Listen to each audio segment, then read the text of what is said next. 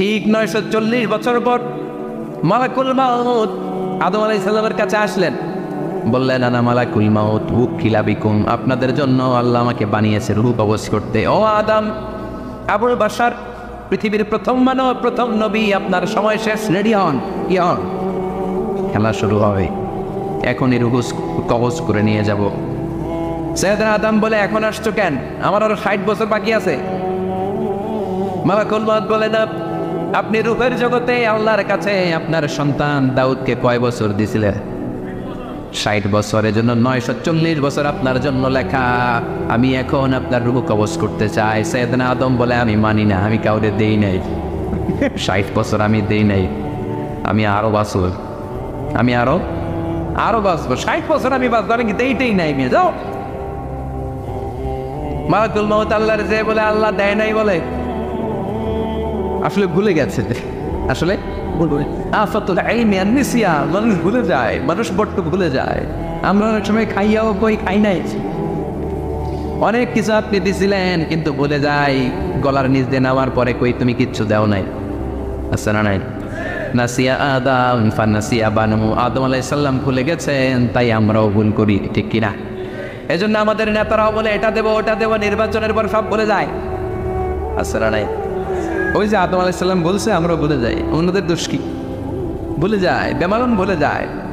আল্লাহ বললেন, মালাকুল মাউত আর জোরাজুরি করো না, 940 নয়, ঠিক 1000 বছর পরে আদমের কাছে যাবা। আমি আমার আদমের ভাগ্যে এই জিনিসটাই রেখে দিয়েছিলাম রে মালাকুল মাউত, আমি আগ থেকে এটাই রেখেছি, আমি জানতাম সে ভুলে যাবে। চিল্লা এখন সুবহানাল্লাহ। তার মানে পৃথিবীর সবচেয়ে লম্বা মানুষ, 60 হাত লম্বা, এত শক্তিশালী আদম আলাইহিস সালাম শ্রীলঙ্কার প্রথম নেমেছিলেন, এক লাফ দিলে আদম আইন চলে যাইতেন। সুবহানাল্লাহ। কি লম্বা মানুষ, থাকতে পারছে? কথা নাই, গমে ধরছে, শেষ করে দিই। হ্যাঁ, আর কয়েক মিনিট চলবে, তাকবীর দেন, না হে তাকবীর। আদম আলাইহিস সালাম চলে গেলেন, ওনার পরের নবী ইদ্রিস আলাইহিস সালাম, উনি মরে নাই। ইদ্রিস আলাইহিস সালাম মরছে, কে বলছে? উনিও মরেছেন। তবে ওনার মৃত্যুর আজীব এক ঘটনা আছে, অনেক লম্বা কথা। এক ফেরেশতার সাথে ওনার বন্ধুত্ব হয়েছিল, বলেছিলেন আমি আকাশ দেখতে চাই, আল্লাহর কাছে অনুমতি চাই। আল্লাহ বলল ঠিক আছে, ইদ্রিসকে আকাশে ঘুরাও। প্রথম আকাশে ঘুরলেন, দ্বিতীয় আকাশে ঘুরলেন, তৃতীয় আকাশে ঘুরলেন, চতুর্থ আকাশে ঘুরলেন। ইন দ্য মিন টাইম চতুর্থ আসমানে মালাকুল মাউত পৃথিবীর দিকে নেমে আসছিল। ওই ফেরেশতা বলে, মালাকুল মাউত আপনি কই যান? মালাকুল মাউত বলে, একটু আগে আল্লাহ ফরমান জারি করেছে, চতুর্থ আসমানে আমার নবী ইদ্রিসের রূহ কবজ কর। সুবহানাল্লাহ বল। আমি বললাম, আল্লাহ আপনার পাঠানো নবী সৈয়দনা ইদ্রিস থাকে দুনিয়ায়, চতুর্থ আসমানে পাবো কই? আল্লাহ কয় কথা নাই, দৌড় দে। আমি দৌড় দিলাম, এসে দেখি ইদ্রিস আলাইহিস সালাম এখানে রেডি। সুবহানাল্লাহ। ওয়া রাফা'নাহু মাকানান আলিয়্যা। ইদ্রিস আলাইহিস সালামের রূহ কবজ দুনিয়ায় হয় নাই, চতুর্থ আকাশের মধ্যে হয়েছে। একটু চিৎকার করে পড়বেন সুবহানাল্লাহ। এরপরে সুলাইমান আলাইহিস সালাম, উনি তো মরে নাই, মরছে, উনি জিন চালাইতো, উনিও মরবে। শক্তিশালী একজন নবী ছিল। উনি মালাকুল মাউতকে বলেছিলেন, মালাকুল মাউত আমার মৃত্যুর সুয়াইয়া সামান্য কিছু আগে আমারে বইল, আমার একটা কাজ আছে। মালাকুল মাউত মৃত্যুর কিছু সময় আগে এসে বলল, সুলাইমান টাইম ইজ আপ, সময় শেষ, অল্প কিছু সময় বাকি, কি করবেন করেন। সাইয়েদনা সুলাইমান জিনদেরকে ডাকলো, ও জিনেরা, বিশাল একটা প্রজেক্ট আছে, প্রজেক্টে কাজ শুরু করো। আর কিছু জিনকে বলল, চারদিকে গ্লাস ফিটিং করা একটা রুম বানাও। সাইয়েদনা সুলাইমান আলাইহিস সালাম গ্লাস ফিটিং করা রুমের ভেতরে ঢুকলেন। এই রুমে ঢুকার দরজা নাই, হাতে একটা লাঠি নিলেন। কি নিলেন? লাঠির মধ্যে ভর করে দাঁড়িয়ে রইলেন আর জিনদের দিকে তাকিয়ে রইলেন। জিনেরা এত বদমাশ ছিল, সাইয়েদনা সুলাইমান দাঁড়িয়ে না থাকলে কাজ করতো না, ছিল ফাঁকিবাজ। কি ছিল? দাঁড়ায় না থাকলে আজও লোকজন কাজ করতে চায় না, ঠিক কিনা? মালিক দাঁড়ায় থাকলে ঠিকই কাজ হয়ে যায়। সুলাইমান আলাইহিস সালাম লাঠির মধ্যে ভর দিয়ে দাঁড়িয়ে রইলেন আর বললেন, কাজ করো। জিনেরাও কাজ শুরু করলো। ওদিকে মালাকুল মাউত এসে বলে, ও সুলাইমান সময় তো শেষ। সুলাইমান বলে, সমস্যা নাই, রূহ কবজ করো। উনি লাঠির মধ্যে ভর দিয়ে দাঁড়িয়ে রইলেন। গ্লাস ফিটিং করার রুমের ভিতরে কোরআন সাক্ষী। মালাকুল মাউত ওইভাবে লাঠিতে ভর দেওয়া অবস্থায়, দারুণ অবস্থায় সাইয়েদনা সুলাইমান আলাইহিস সালামের রূহ কবজ করে নিলেন। উনি এমনভাবে দাঁড়িয়েছেন, রূহ চলে গেল, লাশ হয়ে দাঁড়িয়ে রইলেন। লাঠির মধ্যে দাঁড়িয়ে আছেন, জমিনের মধ্যে লুটিয়ে পড়ে নাই। সুবহানাল্লাহ। জিনগুলো দূর থেকে ভাবতো বস তো দাঁড়ায় আছে। কে দাঁড়ায় আছে? জিনারা মনে করছে বস দাঁড়ায় আছে, কাজ করতে হবে, করতে করতে পুরা প্রজেক্টের কাজ শেষ। ইন দ্য মিন টাইম ঝিঝি পোকা, ওই পোকা যেই পোকা কাঠ খেয়ে ফেলে, এই কাঠ খাওয়ার পোকা সুলাইমান আলাইহিস সালাম লাঠির ভেতরে ঢুকে লাঠিও খেয়ে ফেলেছে। সাইয়েদনা সুলাইমান আলাইহিস সালাম তপাস করে জমিনে পড়েছে, আর জিনারা কয় হায় হায় খালি খালি কাম করছে এতদিন। সুবহানাল্লাহ করবেন না? সুলাইমান আলাইহিস সালাম বাঁচতে পারে না, চলে গেলেন। মুসা আলাইহিস সালাম মরছে, উনি মরবে কেন? উনি তো গালি মারে। মরছে এক খাপ্পরে ফেরাউনের বাবুর্চি নাই, মুখের আগে হাত চলতে কয়েকজন, এর মধ্যে মুসা আলাইহিস সালাম আছে না নাই? মালাকুল মাউত মানুষের আকৃতিতে অনুমতি না নিয়ে ঘরের ভেতরে ঢুকে গেল, ঢুকে বলে আনা মালাকুল মাউত, আমি মৃত্যুর ফেরেশতা। তো কি চাও? জিতু আন আকবাদা রূহাক, আপনার রূহ কবজ করতে আসছি। কিন্তু মুসা আলাইহিস সালাম দেখতেছেন দিব্যি একজন মানুষ, কি দেখে? আবার সালাম দেয় নাই, অনুমতি নিয়েও ঢুকে নাই। অমিয়া অনুমতি নিয়ে ঘরে ঢুকানোর দরকার আছে না নাই?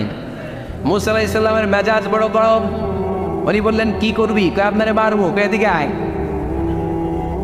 মালাকুল মাউত মনে মনে ভাবে এতদিন সব মানুষগুলো আমারে দেখলে দিত দৌড়, আজকে মনে হয় আমারে দিতে হবে দৌড়। এক পা গায়ে দুই পা পেছায় সাহস করে সামনে গেলেন, আবার মুসা আলাইহিস সালাম দিলেন এরকম থাপ্পড়। ফাসাক্কাহু ফাফাকু আইনা, বুখারীর বর্ণনা, এক থাপ্পড়ে চোখ নাই। ঠিকই মালাকুল মাউত দৌড়, এক দৌড়ে আল্লাহর কাছে। আল্লাহ বললেন রাখো, এটা মুসা আলাইহিস সালাম, তার মেজাজ বড্ড গরম, আমাকে কথা বলতে হবে। আল্লাহ বললেন মুসা, বুখারীর বর্ণনা, গরুর পিঠের উপর হাত রেখে দাও। রাখা বলো, তোমার হাতের নিচে গরুর যত পশম, প্রত্যেক পশমের বিনিময়ে এক এক বছর করে হায়াত বাড়িয়ে দিলাম। মুসা আলাইহিস সালাম অনেক চালাক নয়, উনি বললেন আল্লাহ আমার হাতের নিচে যদি গরুর 2000 পশম থাকে, তার মানে 2000 বছর হায়াত বাড়িয়ে দিলেন, কিন্তু এক্সট্রা হায়াত যখন শেষ হয়ে যাবে এরপরে কি হবে? আগে ওইটা বলেন। আল্লাহ বললেন ফুমাল মাহবুত, তারপরে তো মুসা মরতেই হবে, আসতেই হবে। সাইয়েদনা মুসা আলাইহিস সালাম বললেন ফাল আনা, তাহলে আর দেরির দরকার নাই, এখনই আমি আপনার কাছে চলে যেতে চাই। মালাকুল মাউত মুসা আলাইহিস সালামের রূহ নিয়ে উড়াল দিলেন। সুবহানাল্লাহ। বুঝতে পারছে? বিশ্বনবী মরে নাই, উনি ইন্তেকাল করেছেন। চিল্লা এখন ঠিক কিনা? ইন্তেকালের আগে বিশ্বনবী প্রচন্ড অসুস্থ হলেন। মা আয়েশারে ডেকে বললেন আয়েশা, মনে হয় আমি বাঁচব না। ওই যে খায়বার বিজয়ের দিন, খায়বার দুর্গ বিজয় করার পরে এক ইহুদি মহিলা আমার দাওয়াত দিয়েছিল, ওই দাওয়াত খেতে যাওয়ার পরে গোশতের মধ্যে বিষ মাখানো হয়েছিল রে আয়েশা। ওই বিষ মাখানো খাসির গোশত খেয়ে যে ব্যথা আমার পেটে উঠেছিল, আজ আবার সেই ব্যথা উঠেছে। বিশ্বনবী ওই বিষ খাওয়ানো গোশতের কারণে ইন্তেকাল করেছেন। তার মানে বিশ্বনবীর সাথে জামা আল্লাহ বাইনা নবুওয়া ওয়া শাহাদা, আল্লাহ বিশ্বনবীকে শুধু নবী বানায় নাই, শহীদ হিসেবে কবুল করেছে। সুবহানাল্লাহ করবেন না? প্রচন্ড অসুস্থ, উনি ছাড়া মসজিদে নববীতে কেউ ইমামতি করার সাহস পায় না। বিশ্বনবী বললেন আবু বকর তুমি যাও, আবু বকরও যায় না। বিশ্বনবী বললেন পানি আনো, বিশ্বনবী পানি দিয়ে ওযু করলেন। ওযু করে কয়েকজন সাহাবীকে ধরে উঠতে চাইলেন, আবার থপাস করে বেহুশ হয়ে পড়লেন। বিশ্বনবী উঠতে পারে না, আবার বললেন ঠান্ডা পানি আনো। পানির ভেতরে বিশ্বনবী 2 হাত ঢুকিয়ে দিয়ে ঠান্ডা ভিজা হাত দিয়ে চারার মধ্যে মাসে করলেন, আর বললেন ইন্নালিল মাউতি লা সাকারাত, হায়রে মৃত্যুর কি যন্ত্রণা, হায়রে মৃত্যুর যে কি কষ্ট। অমিয়া বিশ্বনবী যদি মৃত্যুর কষ্টে কাতরায়, আমাদের অবস্থা কি? আমাদের নসিবে কি আছে? আল্লাহ তুমি বাঁচাও, পড়ে না আমি। বিশ্বনবী কাঁদছেন, সাহাবারা একের পর এক দেখতে আসে, কান্নার রোল পড়ে গেল চারদিকে। বিশ্বনবীর কলেজার টুকরা নয়নের পুটুলি সাইয়েদাতুনা ফাতিমা বিশ্বনবীর কান্না সহ্য করতে পারে না। বিশ্বনবীকে ধরে মা ফাতিমা, সাইয়েদাতুনা ফাতিমা বিলাপ করা শুরু করে দিলেন, চিৎকার দিয়ে কান্নাকাটি শুরু করে দিলেন, আর বললেন ওয়া কুরবাবা, ওয়া কুরবাবা, হায় হায় আমার বাবার কি কষ্ট, আহা আমার বাবার কি কষ্ট হচ্ছে।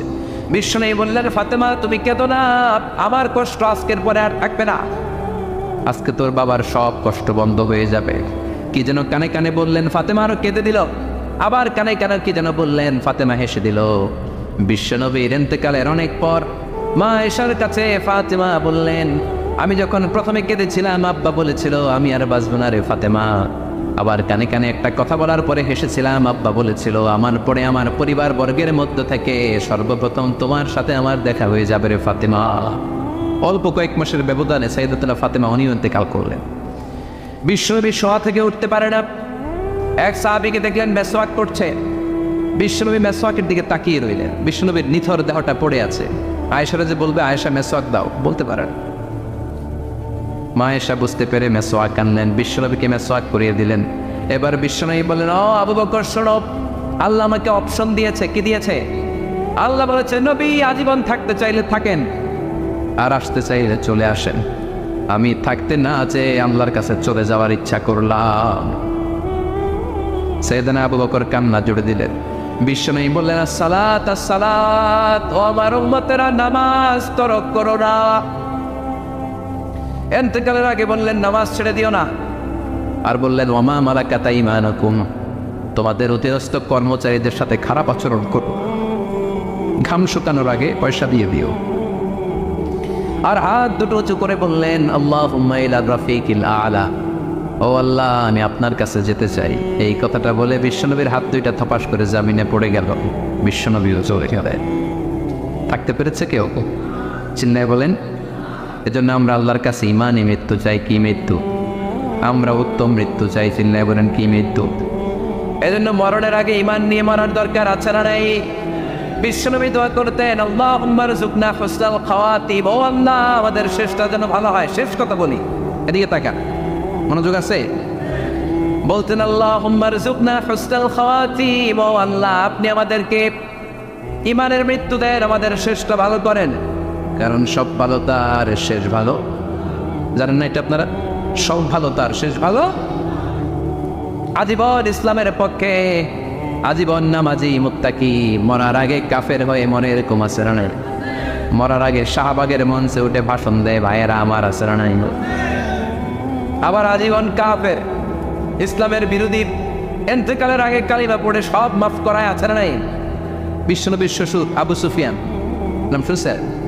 বদরের যুদ্ধে বিশ্বনবীর বিরুদ্ধে, মক্কায় বিশ্বনবীর ঘুমাতে দেয় নাই, উহুদের যুদ্ধে বিশ্বনবীর সাথে ফাইট, খন্দকের যুদ্ধে বিশ্বনবীর সাথে মারামারি, আহজাবের যুদ্ধে কিলাকিলি, সারাটা জীবন বিশ্বনবীর সাথে মারামারি, মক্কা বিজয়, কালিমা পড়ে মুসলমান হয়েছে।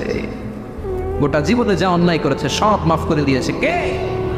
এজন্য আমরা আল্লাহরে বলি, আল্লাহ কালিমাটা পড়তে পড়তে যেন আমরা মরতে পারি। চিৎকার করে পড়ে না আমিন। জিহাদের ময়দানে এক সাহাবা যুদ্ধ করতে লাগলেন। বুখারীর বর্ণনা, যুদ্ধ করতে করতে কাফেরদেরকে মারতে মারতে, হাদিসের ভাষ্য, লা ফাজা ওয়ালা শাযা ইল্লা ইয়াতরিবুহা বিসাইফি, তার সামনে যত কাফের আসে সে কচুকাটা করে। অন্য সাহাবীরা খুশি হয়ে যায়। অন্য সাহাবীরা বলে আজকের সব সওয়াব এই সাহাবী পেয়ে যাবে। কিন্তু বিশ্বনবী হঠাৎ করে একটা কথা বললেন, ওই কথা শুনে সাহাবীরা অবাক। বিশ্বনবী বললেন, হুয়া ফিন্নার, ও জাহান্নামে যাবে। কই যাবে? জিহাদের ময়দানে এক মুজাহিদ সাহাবী কাফিরদেরকে মেরে শেষ, কিন্তু বিশ্বনবী বললেন কই যাবে? কথা কয় না। এক সাহাবী কয়, ঘটনা কি? এত বড় মুজাহিদ ফি সাবিলিল্লাহ কেন জাহান্নামে যাবে? আমি লুকিয়ে লুকিয়ে দেখি। লুকিয়ে লুকিয়ে ওই সাহাবী দেখে মুজাহিদ সাহাবী যুদ্ধ করতে করতে কাফিরদের বিশাল একটা ঘাটির ভেতরে ঢুকে গেল। মারতে মারতে মারতে মারতে হঠাৎ এক কাফেরের আঘাতে এই মুজাহিদ সাহাবীর ডান হাতটা কাটা পড়ে গেল। এবার ডান হাত দিয়ে ফিনকি দিয়ে রক্ত বের হতে শুরু করলো। মুজাহিদ সাহাবী আর যন্ত্রণা সহ্য করতে পারে না। যন্ত্রণা সহ্য করতে না পেরে কাতরাতে কাতরাতে নিজের হাতের ছুরিটাকে জমিনের মধ্যে গেড়ে দিয়ে ছুরির উপরে ছাপিয়ে পড়ল। পেটের এই দিক দিয়ে ঢুকে ওপাশ দিয়ে বের হয়ে গেল, এফার ওপার হয়ে গেল। মানে আত্মহত্যা করলো, ঠিক কিনা? জাহান্নামী নাই? কথা কর। লুকিয়ে লুকিয়ে যে সাহাবা দেখেছে, চিৎকার দিয়ে বিশ্বনবীর কাছে যেয়ে বলে, আশহাদু আন্নাকা রাসূলুল্লাহ, ও নবী আপনি যে আসল নবী, কোনো সন্দেহ নাই, আমি লুকিয়ে লুকিয়ে দেখেছি। ওই মুজাহিদ সাহাবা বেঁচে নাই, সে কাফেরের আঘাতে শহীদ হয় নাই, নিজের পেটে নিজে ছুরি ঢুকিয়ে আত্মহত্যা করেছে। আজীবন বিশ্বনবীর সাথী, মরার আগে জাহান্নামী। আমরা কেউ জানি না আমাদের শেষটা কেমন হবে। এজন্য আমাদের শেষটা ভালো হোক, ভেরি সেন্সিটিভ ইস্যু। আমাদের শেষটা ইমানের হোক। এখন যেমনি মাথা ঠিক আছে, বুদ্ধিমত্তার সাথে শাহাদাত বাক্যের উপর যেন আমরা মরতে পারি, আমরা পড়ি আমিন। চিল্লায় পড়ে না আমিন। কি করে বুঝবেন মৃত্যুটা ভালো হলো? এক নম্বর আলামত আন-নুতকু বিশ-শাহাদা, মরার আগে আওয়াজ করে জিকির করে কেউ যদি পড়তে পারে লা ইলাহা ইল্লাল্লাহু মুহাম্মাদুর রাসূলুল্লাহ সাল্লাল্লাহু, এটা হচ্ছে আলামাতু হুসনিল খাতিমা, আপনার মৃত্যুটা যে ভালো মৃত্যু হয়েছে এটার আলামত। কি মৃত্যু? সবাই বলেন ভালো মৃত্যু আমরা চাই কি চাই না? ভালো মৃত্যুর এক নম্বর আলামত কালিমা পড়ে যদি মরতে পারে। বিশ্বনবী বলেন, মান কানা আখিরু কালামিহি লা ইলাহা ইল্লাল্লাহ, যে ব্যক্তির সর্বশেষ কথাটা হবে, বাক্যটা হবে লা ইলাহা ইল্লাল্লাহ, দাখালাল জান্নাহ, সে জান্নাতি হয়ে যাবে। সুবহানাল্লাহ পড়ে। এরপরে বিশ্বনবী বললেন, আল মুমিনু ইয়ামুতু বিজাবি ইরকিল জাবিন, মুমিন যখন মারা যায় তার কপাল ঘেমে যায়। সুবহানাল্লাহ পড়ে। হাত ঘামে না, পা ঘামে না, মুমিনের কপাল ঘামে। সুবহানাল্লাহ। এজন্য কেউ মারা গেলে কপালের মধ্যে হাত দিবেন, দেখবেন এই ঘামের মধ্যে একটা জান্নাতি ঘ্রাণ আছে। সুবহানাল্লাহ। আল্লাহ, আমরা যখন মরে যাব আমাদের কপালটা যেন এরকম ঘেমে যায়। আমিন পড়েন আর জোরে আমিন। আল মুমিনু ইয়ামুতু বিআরাকিল জাবিন, মুমিন মারা গেলে তার কপাল ঘামে। কপাল ঘামলে বুঝতে হবে এটা ভালো মৃত্যু, ইমানি মৃত্যু। চিল্লায় বলেন ঠিক কিনা? এরপরে বিশ্বনবী বললেন, ফি লাইলাতিল জুমা, জুমার রাতে যদি মরে, আও ফি শাহরি রমাদান, কিংবা রমজান মাসে যদি মরে, আও ফি সাফারিল হজ, কিংবা হজের সফরের মধ্যে যদি মরে।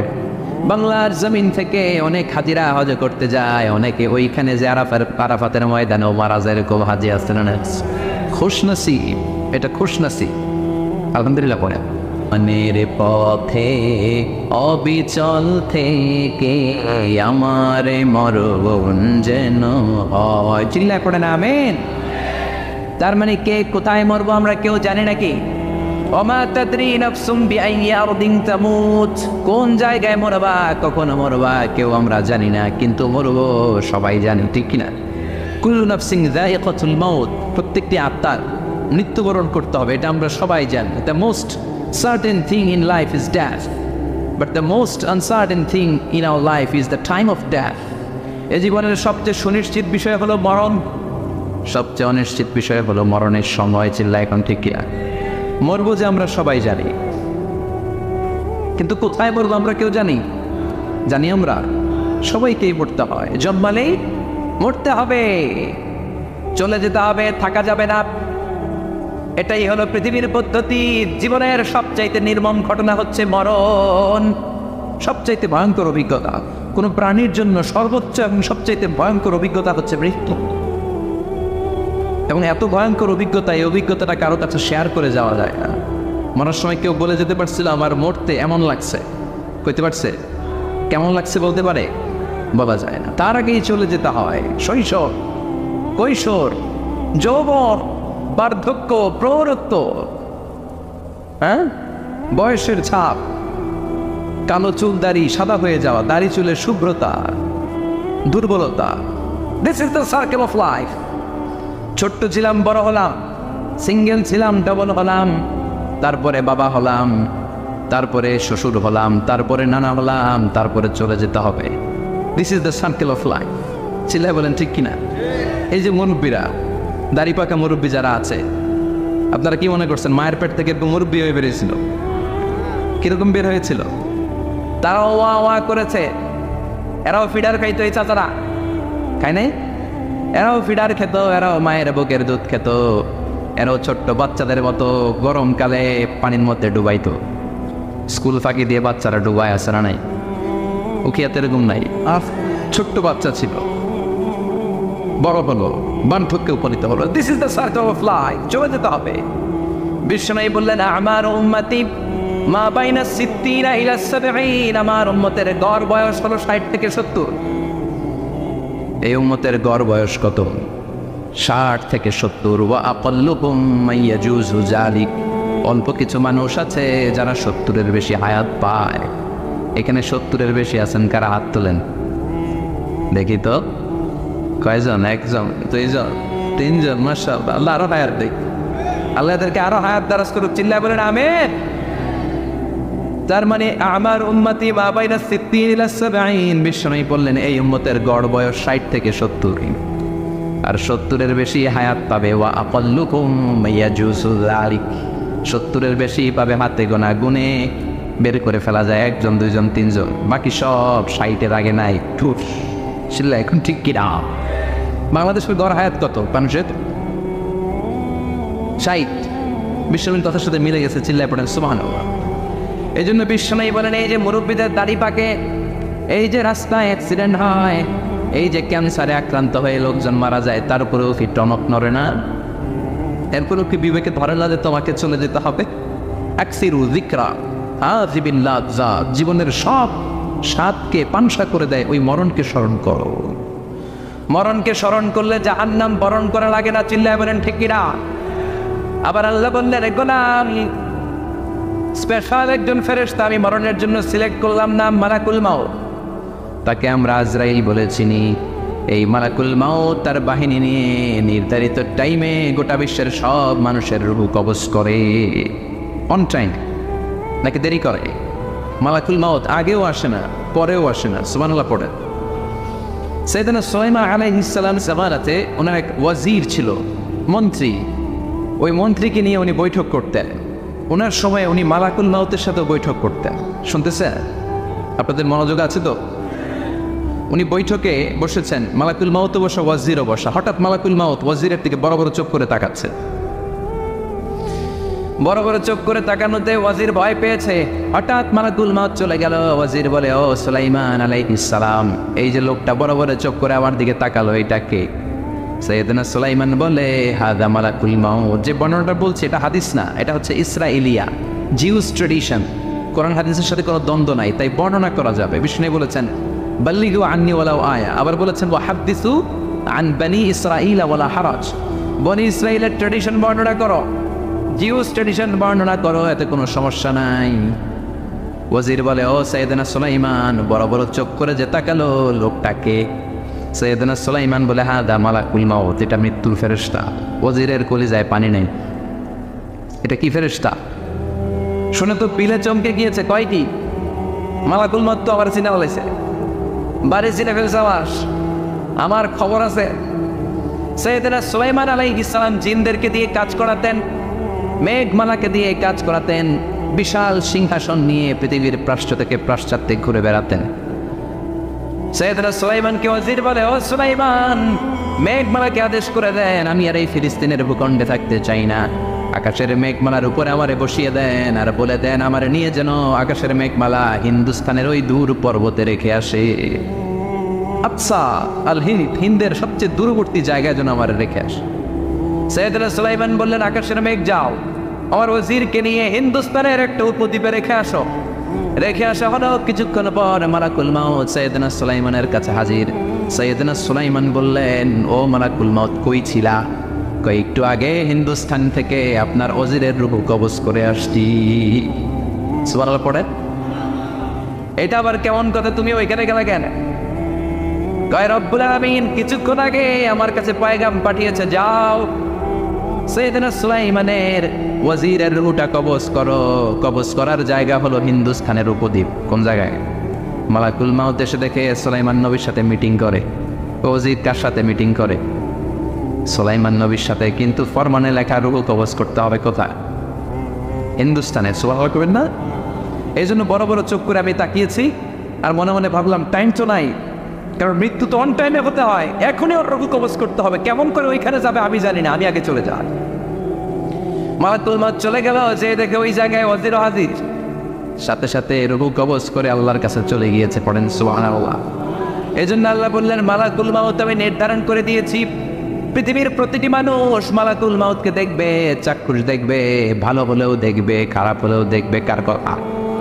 ভালো মানুষ যদি হয়, আল্লাহওয়ালা যদি হয়, ইসলাম প্রিয় যদি হয়, ডান পন্থে যদি হয়, মৃত্যুর সময় মালাকুল মাউত আলা সূরাতি শাবিন আলা আহসানি সূরা, একজন যুবকের আকৃতিতে চমৎকার ধবধবে সাদা একটা জুব্বা পরে, জান্নাত থেকে জান্নাতি কাপড় নিয়ে, হানুত মিন হানুতিল জান্নাহ, জান্নাতের সুগন্ধি নিয়ে মুমূর্ষু রোগীর মাথার সামনে এসে বসে যায়, আর দেহটার ইঙ্গিত করে বলে, ইয়া আইয়াতুহান নাফসুত তাইয়্যিবা, ও পবিত্র আত্মা।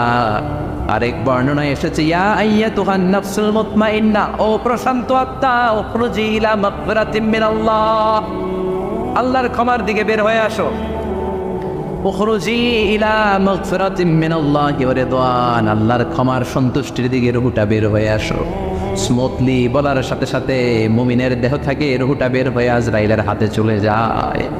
স্মুথলি, বলার সাথে সাথে স্বাচ্ছন্দ্যে আনন্দে মুমিনের দেহ থেকে রুহুটা সা করে বের হয়ে মালাকুল মউতের হাতে এসে পড়েন সুবহানাল্লাহ। আল্লাহ এমন মৃত্যু তুমি আমাদের নসিবে রেখে দিও, চিৎকার করে পড়ে না আমিন। আর যারা ইসলাম মানে নাই, আর যারা কোরআন মানে নাই, আর যারা দিন কায়েমের আন্দোলন করে নাই, দিনকে ভালোবাসে নাই, বাম আর রামপন্থী ছিল, নাস্তিক ছিল, ইসলাম বিরোধী ছিল, তাদের কাছেও মালাকুল মাউত শিখিয়ে আসে না। চিল্লায় বলে না শিখিয়ে আসে না, তাদের কাছেও আসে, কিন্তু আলা সূরাতি আকবাহি রাজুল, একজনের চেহারা যত ভয়ঙ্কর হতে পারে, যত নিকৃষ্ট হতে পারে, এরকম ভয়ঙ্করতম নিকৃষ্ট দুর্গন্ধওয়ালা একটা চেহারা নিয়ে আসে। রিজলাহু ফিল আরদ, পা থাকে জমিনে, রাসুহু ফিস সামা, হাদিসের বর্ণনা, পা দুইটা জমিনে, মাথা আকাশে। এসে ধমক দিয়ে জালিমের মাথার সামনে এসে বলে, ইয়া আইয়াতুহান নাফসুল খাবিসা, হে পাপাত্তা, হে অপবিত্র আত্মা, উখরুজি ইলা সাখাতিল্লাহি ওয়া গাদাবিহি, আল্লাহর রাগের দিকে, আল্লাহর অসন্তুষ্টির দিকে বের হয়ে আয়। মালাকুল মাউতের এই অর্ডার পাওয়ার সাথে সাথে রূহটা কিন্তু বের হয় না। মুমিনের রূহকে ডাক দিলে যেমনি স্মুথলি বের হয়, কাফিরের রূহ এভাবে বের হয় নাই। কথা বলেন, রূহটা ডানে যায়, ফাতাতাফাররা, একবার রূহটা ডানে যায়, আবার রূহটা বায়ে যায়, আবার সামনে যায়, পায়ে যায়, হাতের মধ্যে ঢুকে ডানে বায়ে যায়। মালাকুল মাউত আবার ধমক দিয়ে বলে, ইয়া আইয়াতুহান নাফসুল খাবিসা, পাপাত্তা, বের হয়ে আয়। রূহটা আবার ডানে যায়, বায়ে যায়, সামনে যায়, পেছনে যায়। এবার খপাস করে মালাকুল মাউত রূহকে ধরে টান হারে, সারা দেহটা থেকে প্রাণ রস সিক্ত করতে করতে দেহ থেকে রূহটাকে টেনে হিচড়ে বের করে আনে। আর মনুষ্য রোগীটা চিৎকার মারতে থাকে, পড়েন না আউযু বিল্লাহ। একটা জীবন্ত ছাগল, একটা জীবন্ত ছাগলের চামড়াগুলো জবাই না দিয়ে কেউ যদি টেনে টেনে বের করে, ছাগল জবাই হয় নাই, কিন্তু চামড়া এক পাশ থেকে টেনে টেনে টেনে হিচড়ে আপনি গা থেকে বের করলে যত কষ্ট হয়, এর চেয়েও বেশি কষ্ট দিয়ে মালাকুল মাউত বামপন্থী আর কাফিরদের রূহটা দেহ থেকে বের করে আনে, পড়েন না আউযু বিল্লাহ। আমাদের রূহটা যেন আল্লাহ, মুমিনদের রূহ আপনি যেভাবে কবজ করেন, ওইভাবে যেন আমাদের রূহটা বের হয়ে আসে। আরো জোরে পড়েন আমিন। এজন্য আল্লাহ বললেন, বাল তু'থিরুনাল হায়াতাদ দুনিয়া ওয়াল আখিরাতু খায়রুম ওয়া আবকা। পাগলের মতো হচ্ছন্ন হয়ে এই দুনিয়াটার পেছনে ছুটে বেড়াও, এই দুনিয়া আসল নয়, আখিরাত হলো আসল। চিল্লায় বলেন ঠিক কিনা? অস্থির, আমরা অস্থির, আমরা ব্যস্ত দুনিয়ার লোভে আর মোহে পড়ে আমাদেরকে যে মরতে হবে, চলে যে যেতে হবে, এটা ভাবার সময় আমাদের নাই। চিল্লাই কোন ঠিক কিনা? এজন্য বলা হয় মুতু ক্বাবলান তামুতু, মরার আগে একবার মরো। হাসিবু ক্বাবলান তুহাসাবু আলাইক, তোমার হিসাব কিয়ামতের দিন করার আগে তুমি তোমার হিসাব করো। জীবনে কি কি পাপ করেছি আমি জানি, আমার চেয়ে ভালো কেউ জানে না। চিল্লায় বলেন ঠিক কিনা? কি কি অন্যায় করেছি আমার হৃদয়ের মধ্যে কথাগুলো আছে না নাই? পৃথিবীর কেউ না জানলেও আমি জানি কি জানি না? পৃথিবী না জানুক আমি তো জানি, আমি কি পাপ করেছি হায়। পৃথিবী না জানুক আমি তো জানি, আমি কি পাপ করেছি হায়। আমার পাপের করলে বিচার, বাঁচার উপায় নাই আমার। দয়াময় প্রভু মাফ করো আমায়, মাফ করো আমায়। পড়ে না আমি আর জোরে আমিন। এজন্য হাসিবু ক্বাবলান তুহাসাবু আলাইক, তোমার হিসাব বসার আগে নিজে হিসাব করো কি কি করলা। আসল মরণের দিন শটান হয়ে তো শুয়ে পড়ো ভাই, মরার আগে আরেকবার মরো। মরার আগে আরেকবার কি করবেন? কথা বলেন, মরার আগে কি করতে হবে? হঠাৎ একদিন বিছানায় শটান হয়ে শুয়ে যান, চক্ষুটা বন্ধ করেন, ভাবেন মরে গিয়েছেন, এই তোমার কুলমাউত চলে এসে রুহুটা নিয়ে গেল। আত্মীয় স্বজন চিৎকার চেঁচামেচি শুরু করে দিল, কান্নার রোল পড়ে গেল চারদিকে।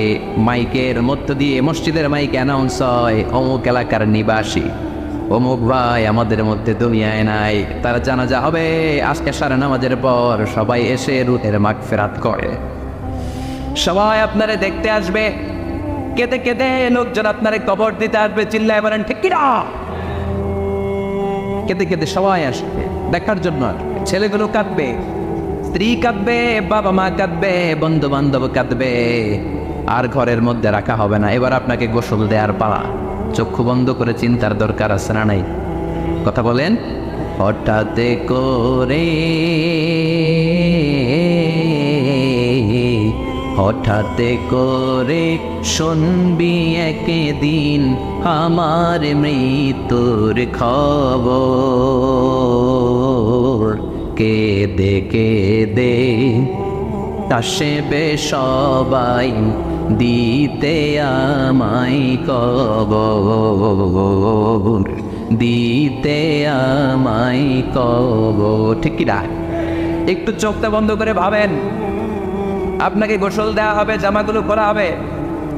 এত টাকা দিয়ে যে দামি গোসলখানা টাইলস লাগিয়ে ঘরে বানালেন, আপনার শেষ গোসলটা কি ওই দামি গোসলখানায় হবে? লাশ যেখানে দোয়া হয় ওই জায়গায় দোয়া হবে, আপনাকে কাফন পরানো হবে। আপনার কলিজার টুকরা ছোট বাচ্চাটারে বলা হবে, আব্বু দেখে যাও তোমার বাবারে শেষবারের মতো দেখো। আপনার বাবা মা শেষবারের মতো একটা নজর দিয়ে আপনার চেহারাটা দেখে নিবে। বন্ধু বান্ধবরা শেষবারের মতো একবার আপনারে দেখে নিবে। জানাজার জায়গায় নেওয়া হবে। হবে না এই ঘটনাটা আমাদের? হ্যাঁ, হবে কি না? হাজার হাজার মানুষ শেষ বিদায় দেওয়ার জন্য আসবে। 4টা তাকবীর দিয়ে ইমাম নামাজ শুরু করবে। আল্লাহু আকবার, আল্লাহু আকবার, আল্লাহু আকবার, আল্লাহু আকবার বলে নামাজ শুরু করবে। নামাজ শেষ। এবার পালকিতে করে কবরে যাওয়ার পালা। যেতেই হবে, যেতেই হবে। পালকিতে করে লোকজন নিতে শুরু করবে। কবরস্থানের ওই জায়গায় যেখানে মানুষ বছরে মানুষ না মরলে যায় না, ওই গহীন নিঝুম কবরস্থানে ঢুকানো হবে। পালঙ্ক থেকে নামিয়ে আপনার জন্য করে রাখা আগ থেকে কবরটার মধ্যে শুইয়ে দেওয়া হবে। উপরে বাঁশ দিয়ে ছাউনি, শেষবারের মতো সবাই দেখে বাঁশের ছাউনির উপরে মাটি চাপা দিবে। ঠিক কিনা? চলে যাবে সব, কেউ নাই, অন্ধকার, শুধু অন্ধকার। এই অন্ধকার যেন শেষ হতে চায়। এই ঘটনা ঘটবে না আমাদের? কথা বলেন, ঘটবে কিনা? এজন্য মরার আগে এগুলো চিন্তা দরকার আছে না নাই? মরার আগে আরেকবার মরার দরকার আছে না নাই? এজন্য রব্বুল আমিন বলেন, বাল তুসিরুনাল হায়াতাদ দুনিয়া ওয়াল আখিরাতু খায়রুন ওয়া আবকা। এই দুনিয়ার জীবনটাকে তোমরা আসল জীবন মনে করো, এটা আসল জীবন নয়। আসল জীবন হলো কবরের জীবন। চিল্লায় বলেন ঠিক কি না? আল্লাহ তোমার এই দুনিয়ায়, আল্লাহ তোমার এই দুনিয়ায় কেউ আসে কেউ চলে যায়, তবু তোমার ভয়ে কারো কাঁদে না হৃদয়। এই দুনিয়াতে আমার বদলে গেল মন। চারিদিকে দেখি শুধু সুখেরই স্বপন, ভাবলো না মন আল্লাহ ছাড়া,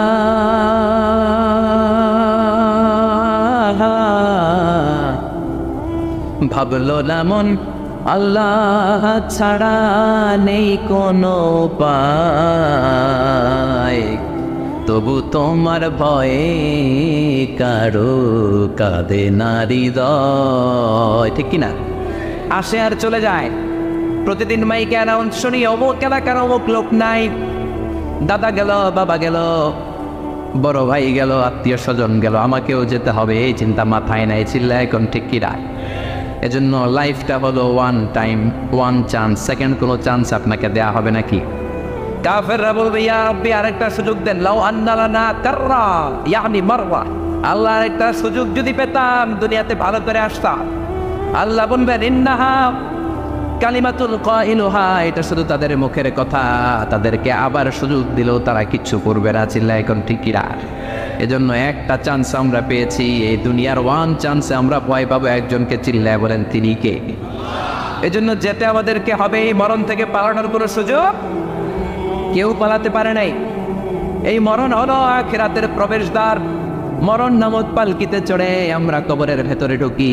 মরণ হলো প্রথম পর্ব, কবর হলো দ্বিতীয় পর্ব। যেরকম ঠিক কিনা?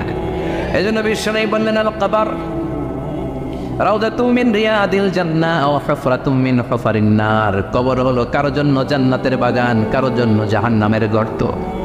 আমরা বলি, আল্লাহ আমাদের কবরটারে জান্নাতের বাগান বানাও। আর জোরে পড়েন আমিন। আবার বিশ্বনবী বললেন, ইন্নাল কবরা আউয়াল মানজিল মিন মানাজিলিল আখিরাহ। কবর হলো আখিরাতের মানজিলগুলোর প্রথম মানজিল। আখিরাতে একটার পর একটা অনেকগুলো স্টেশন আপনাকে পার হতে হবে। প্রথম স্টেশনটার নাম হলো কবর। প্রথম স্টেশনের নাম কি? এই কবর নামক স্টেশনে যদি আপনি মাফ পেয়ে যান, সামনের সব স্টেশনগুলোতে মাফের ব্যবস্থা করবে কে? আল্লাহ। আর কবর নামক স্টেশনে যদি ধরা খেয়ে যান, আপনার মায়ের আসানা নেই।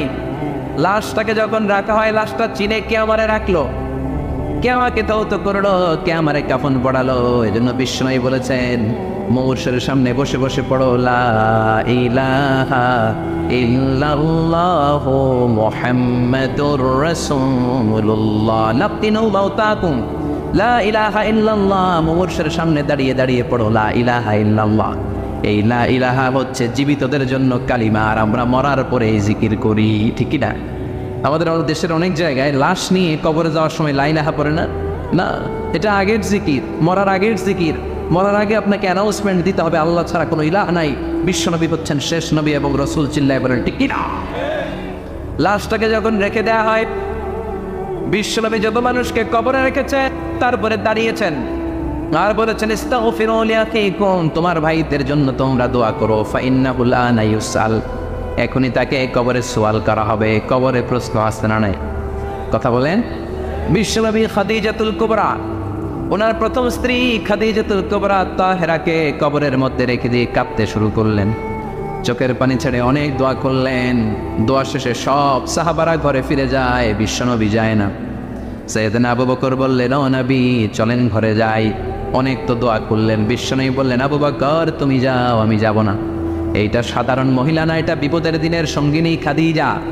মক্কায় যখন আমার কেউ ছিল না, খাদিজা আমারে ভুলে নাই।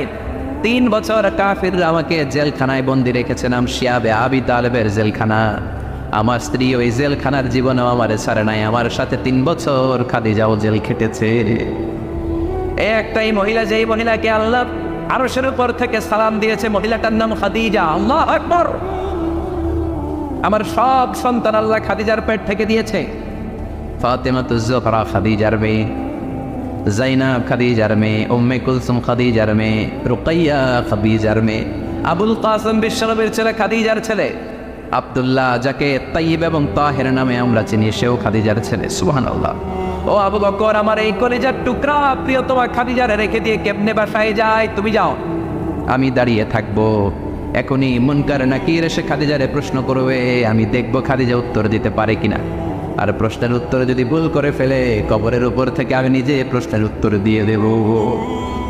সাইয়েদনা জিবরাইল বললেন, নবী আপনারা দাঁড়িয়ে থাকার দরকার নাই, আবু বকরের সাথে ঘরে চলে যান। আল্লাহ জানিয়ে দিয়েছে, খাদিজার কবরের প্রশ্নে যদি কোনো সমস্যা হয়, আরশের উপর থেকে খাদিজার প্রশ্নের জবাব আল্লাহ নিজে দিয়ে দিবে। এজন্য কবরের আযাব থেকে বিশ্বনবী পানাহ চেয়েছেন। বিশ্বনবী বলেছেন, আল্লাহুম্মা ইন্না নাউযু বিকা মিন আযাবিল কবর। ও আল্লাহ, কবরের আযাব থেকে তুমি আমাদেরকে বাঁচাও। পড়েন আমিন। কবরে মুমিনদেরকে 4টা প্রশ্ন করা হবে, কাফিরদেরকে 3টা প্রশ্ন। চিৎকার করে বলেন, মুমিনের প্রশ্ন কয়টা? আর জোরে বলেন। প্রথম প্রশ্ন, মার রব্বুক, তোর রবের নাম কি? আমরা কি বলবো? আল্লাহ আমারে রব, এই রবি আমার সব, দমে দমে তনু মনে তারি অনুভব। আল্লাহ আমারে রব, এই রবি আমার সব। পড়েন আমিন। দ্বিতীয় প্রশ্ন, আমার দিন, উত্তর দিনের নাম কি? ধর্মের নাম কি? তৃতীয় প্রশ্ন, মান হাযার রাজুল, এই লোকটাকে কে? আমরা বলবো মুহাম্মদ সাল্লাল্লাহু। 3টা প্রশ্নের উত্তর যখন আপনি কবরে করে দিতে পারবেন, অতিরিক্ত একটা প্রশ্ন, ওয়ামা ইলমু, এই যে 3টা প্রশ্নের উত্তর পাল্লা, কেমন করে উত্তর জানলা? কোত্থেকে শিখেছ? নকল করে আনছো কাফনের কাপড়ে? পরীক্ষা বলে নকল আছে না নেই? হাতে নকল আছে না? পায়ে নকল, মোজার ভিতরে নকল আছে না নেই? মোবাইলে নকল আছে না নেই? নকল থেকে আল্লাহ তুমি বাঁচাও। আরো আসতে তো না আমি কিভাবে জানলা? কেমন করে 3টা প্রশ্নের উত্তর শিখলা? What is the source of your knowledge? তথ্যসূত্র কি? আপনাকে বলতে হবে আমি যেই কিতাবটা থেকে শিখেছি কিতাবটার নাম কি। চিল্লায় বলেন কিনা? এই কিতাবটা হলো কোরআন।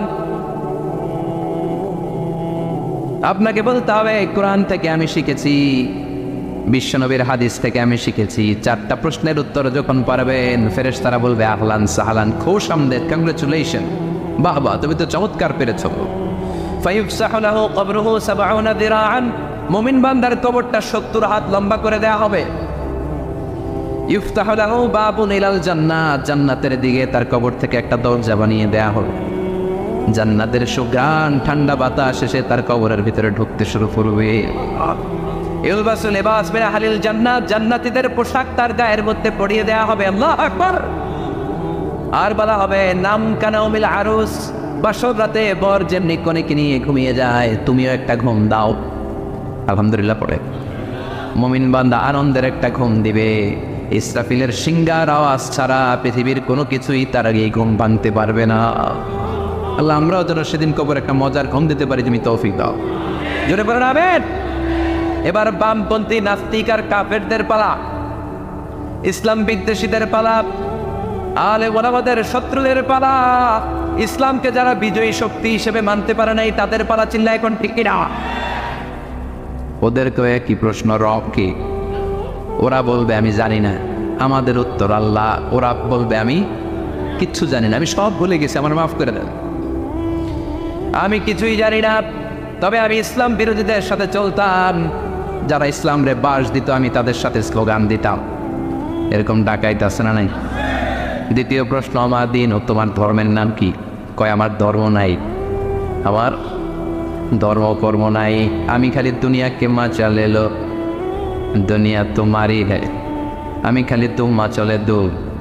আছে না নাই? আমি শুধু মৌজ মাস্তিতে ব্যস্ত ছিলাম, আমার দুনিয়া নাই, দিন নাই, আখেরাত নাই, রবকে আমি জানি না, ধর্মকে জানি না। ইসলাম বিরোধী রাজনীতি আমি করতাম, মাও সেতুদের রাজনীতি, কার্ল মার্কসের রাজনীতি, বুশের রাজনীতি, ডোনাল্ড ট্রাম্পের রাজনীতি, বামপন্থীদের রাজনীতি। চিল্লাই কম ঠিক কিনা? কোনো ধর্ম নাই। এই লোকটাকে চিনো কিনা বলো। বিশ্বনবীর চেহারা দেখিয়ে বলা হবে এই লোকটাকে, কয় জানি না। এরে আমি মানতাম না, এরে আমি গালে দিতাম। এরকম জাহান্নামের নরকীট আর পিতৃ পরিচয়হীন জাহত সন্তান বাংলার দেশেও আছে না নাই? এই মহামানবটাকে গালি দিয়ে পৈশাচিক আনন্দ পায়। পত্রিকায় লিখে, ব্লগের মধ্যে লিখে, ইন্টারনেটে কার্টুন বানিয়ে বানিয়ে পৈশাচিক ফুর্তি করে।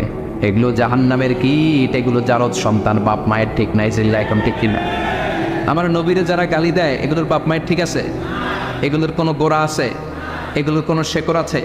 এগুলো আগাছা চিৎকার করে বলো ঠিক কিনা? বলবে আমি জানি না। ফেরেশতারা বলবে দাঁড়া, আমরা জানি। তোর সাথে কেমন আচরণ করতে হবে আমাদেরকে ট্রেনিং দিয়েছে কে? এবার শুরু হবে মাইর। কি শুরু হবে? কথা বলেন। মাইর। ফায়ুদরাবু বিমা তারিকা মিন হাদিদ, লোহার হ্যামার দিয়ে শুরু হবে মাইর। এক একটা হ্যামারের বাড়িতে মাথাটা ফেটে চূর্ণ বিচূর্ণ হয়ে যাবে, দেহটা জামিনের ভেতরে 70 গজ ডুবে যাবে, দেবে যাবে। ওর চিৎকারে কবরস্থানটাও থারথার করে কাঁপবে। আবার জামিনকে বলা হবে ইলতাইমি, চাপা দে। জামিনে ঢুকে যাওয়ার পরে জামিনের এ পাশ থেকে একটা চাপা, মাটি চাপা, বাম দিক থেকে মাটি চাপা। 2 চাপায় ডান দিকের পাজর বায়ে চলে যাবে, বাম দিকের পাজর ডানে চলে আসবে। ওর চিৎকারে কবরস্থানটা থার থার করে কাঁপবে। আল্লাহ এই ধরনের পরিস্থিতি থেকে তুমি আমাদেরকে বাঁচাও। আরো চিৎকার করে পরে বলে না আমি। আজকের আলোচনার পরেও কি আমাদের টনক নড়বে না? আজকের এই কথাগুলোর পরেও কি মৃত্যু নিয়ে আমরা ভাববো না? আজকের আলোচনার পরেও কি আমার হিসাব শুরু হওয়ার আগে আমি একটু নিজের হিসাব কষে নিব না? আল্লাহ আমাদের সবাইকে কথাগুলো বুঝার আমল করার তৌফিক দান করুক। আমরা পড়ি আমিন।